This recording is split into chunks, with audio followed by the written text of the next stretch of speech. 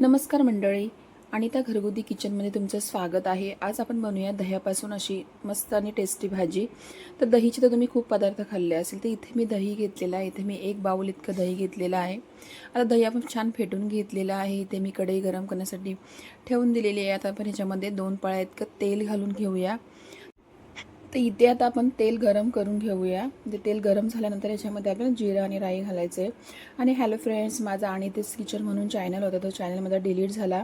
1000 subscriber पूर्ण झालेले आणि माझा चॅनल अचानक डिलीट झाला, म्हणून मी हा नवीन चॅनल ओपन केलेला आहे। तर ह्याला सुद्धा असं खूप प्रयत्न केले की चॅनल आपला परत मिळेल, पण नाही मिळाला, म्हणून आता नवीन चॅनल मी ओपन केलेला आहे आणि परत मी पहिल्यापासून सुरुवात कर।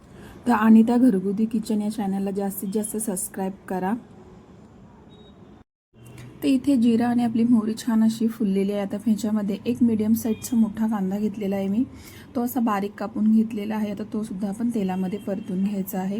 कांद्याचा कलर चेंज होईपर्यंत आपण हे परतून घ्यायचं आहे। तर इथे बघू शकता कांदा आपला बऱ्यापैकी असा चांगला फ्राय झालेला सुद्धा आहे। इथे मी 10-12 लसणीच्या पाकळ्या अशा बारीक कापून घेतलेल्या आहेत, त्यासुद्धा आपण ह्याच्यामध्ये घालून घेतलेल्या आहेत, त्यासुद्धा परतून घ्यायची। इथे मी कढीपत्ता घातलेला आहे। तर कढीपत्ता इथे कढीपत्ता तुम्ही तुमच्या आवडीनुसार कमी जास्त करू शकता। तर इथे आपला कढीपत्ता वगैरे सगळं फ्राय करून झालेलं आहे। इथे मी एक लाल मिरची घेतलेली सुकी, ही तिखट नाही आहे, पण ही भाजीमध्ये खूप छान आणि मस्त दिसते आणि चवीला सुद्धा छान लागते, म्हणून मी याच्यामध्ये 2 अशा मिरच्या तोडून अशा घालून घेतलेल्या आहेत, त्यासुद्धा आता आपण फ्राय करून घ्यायच्या आहेत। ते इथे बघू शकता सगळं आपलं कांदा, लसूण, कढीपत्ता, मिरची सगळं असं मस्त फ्राय झालेलं आहे। आता आपण ह्याच्यामध्ये मसाले घालून घ्यायचे आहेत। ते इथे मी 2 चमचे इतकं लाल तिखट घालून घेतलेलं आहे, तुम्ही कमी जास्त सुद्धा करू शकता।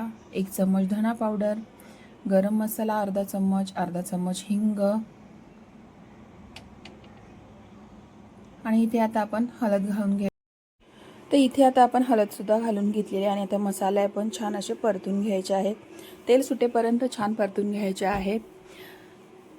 तर इथे परतून झाल्यानंतर आपण जे फेटून घेतलेले दही आहे ते आपण घालून घ्यायचं आहे, म्हणजे ही रेसिपी खूप टेस्टी आणि छान लागते। तर ही रेसिपी तुम्ही नक्की करून बघा, खूप छान बनते। आणि उन्हाळ्यामध्ये तर तुमच्या तोंडाला चव नसेल, तर तुम्हाला जेवण जात नसेल, तर ही रेसिपी आवर्जून करा। आणि ही भाकरीबरोबर सुद्धा छान लागते आणि भाताबरोबर सुद्धा तुम्ही खाऊ शकता। तर इथे मी फेटून घेतलेलं दही आहे तो आपण ह्याच्यामध्ये घालून घ्यायचा आहे आणि गॅस आता बंद करून घ्यायचा आहे आणि एक 10 मिनिटं आपण असं परतून घ्यायचं आहे, म्हणजे छान असं मिक्स करून घ्यायचं आहे। आणि दही शक्यतो दही घ्यायचा प्रयत्न करा, म्हणजे आपली भाजी खूप छान आणि टेस्टी बनते। तर इथे आता मी 10 मिनिटे कसं परतून झालेलं आहे, इथे बघू शकता। तर इथे भाजी आपली एकदम जाड अशी भाजी आपली आता तयार झालेली आहे।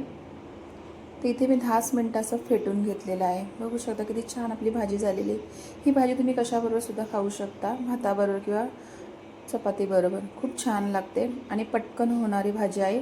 ज्यावेळी तुमच्याकडे किचनमध्ये तुमची कुठलीही भाजी नसेल, त्यावेळेला तुम्ही ही भाजी अगदी बनवू शकता। आणि आता आपल्या गरमीमध्ये दही तर आपल्या घरी असतंच, त्याच्यामुळे ही पटकन होणारी रेसिपी तुम्हाला कशी वाटली, आवडली तर अनिता घरगुती किचनला तुम्ही नक्की सबस्क्राईब करा, छान छान कमेंटसुद्धा करा। पुन्हा भेटूया अशाच एक नवीन रेसिपीमध्ये, तोपर्यंत बाय बाय।